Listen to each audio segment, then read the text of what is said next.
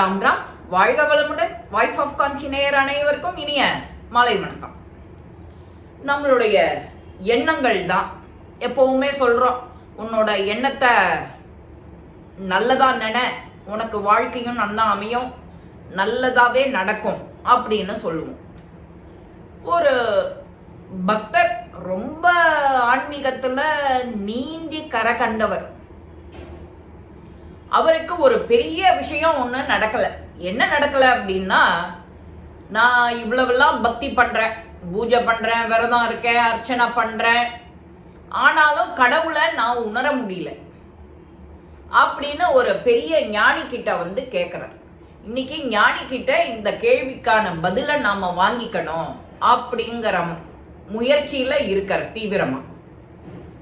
அந்த ஞானியும் அவருக்கு புரியுற மாதிரி எளிமையா சொல்றார்.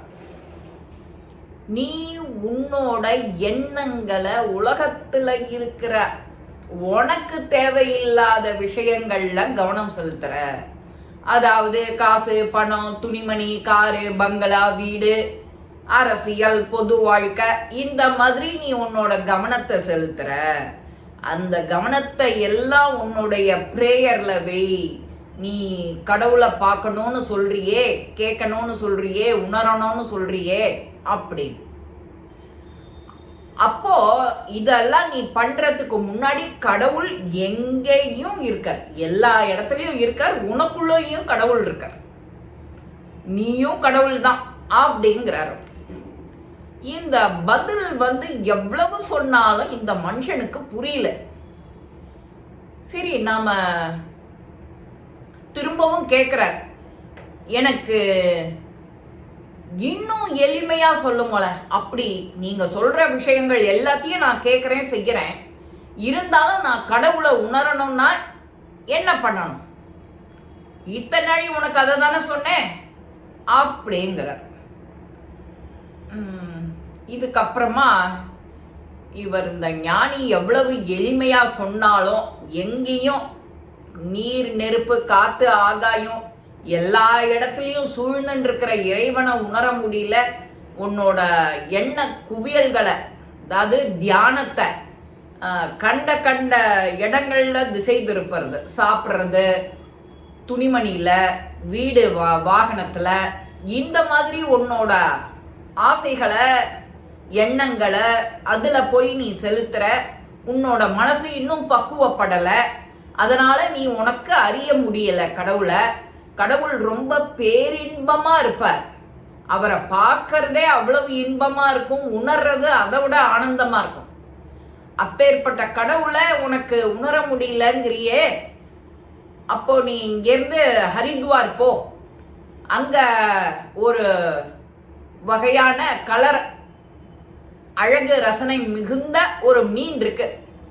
அந்த மீனுக்கு என்ன வரம் கிடைச்சிருக்குன்னா, நம்மள மனுஷால போல பேசுற தகுதி அந்த மீனுக்கு இருக்கு.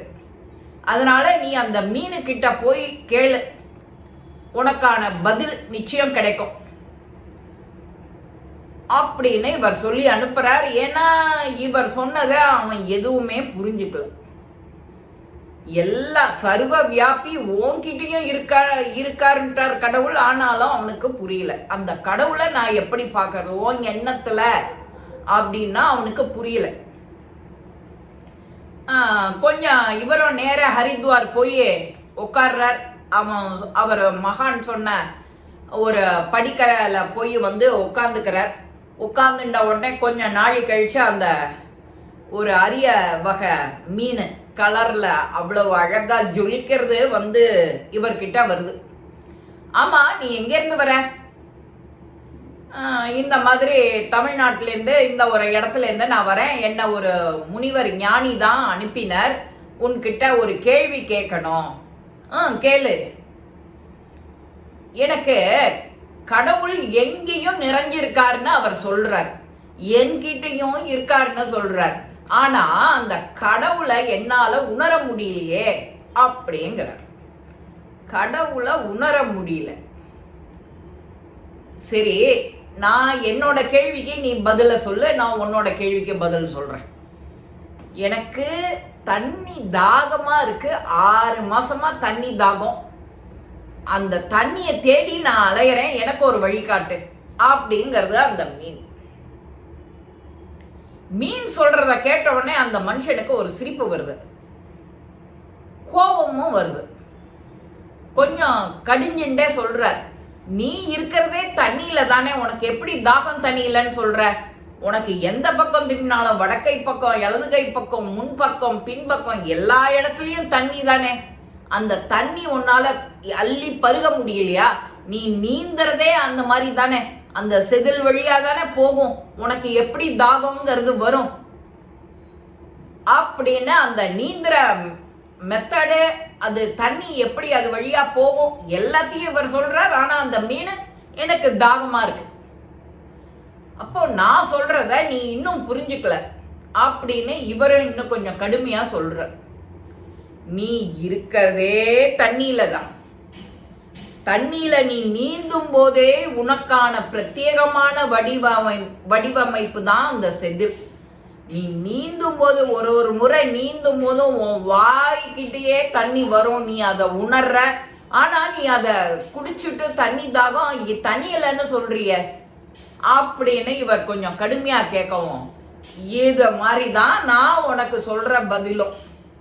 கடவுள் எங்கேயும் இருக்க, உன்னோட எண்ணத்தை திங்கிங்க கண்ட இடத்துல மேய விடாது.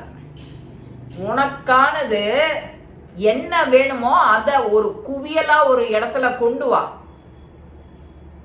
எனக்கு கார் வேணும், பங்களா வேணும், துணிமணி வேணும், நகை வேணும், காசு வேணும், பணம் வேணும், வண்டி வேணும், உடம்பு ஆரோக்கியமா இருக்கணும், சாப்பிட்றதுக்கு எனக்கு வகை வகையா கனி வகைகள், வகை வகையா மசாலா ஐட்டங்கள்லாம் வேணும், ஸ்விக்கி மாதிரி நினைச்ச உடனே அப்படியே பகவான் தூக்கின் வந்து கையில கொடுக்குற மாதிரி ஒரு ஏபிடி பார்சல் சர்வீஸ் மாதிரி வேணும் அப்படின்னெல்லாம் நீ நினைக்கிறல்ல, அந்த எண்ணத்தை எல்லாத்தையும் உனக்குள்ள ஒரு இடத்துல குவி.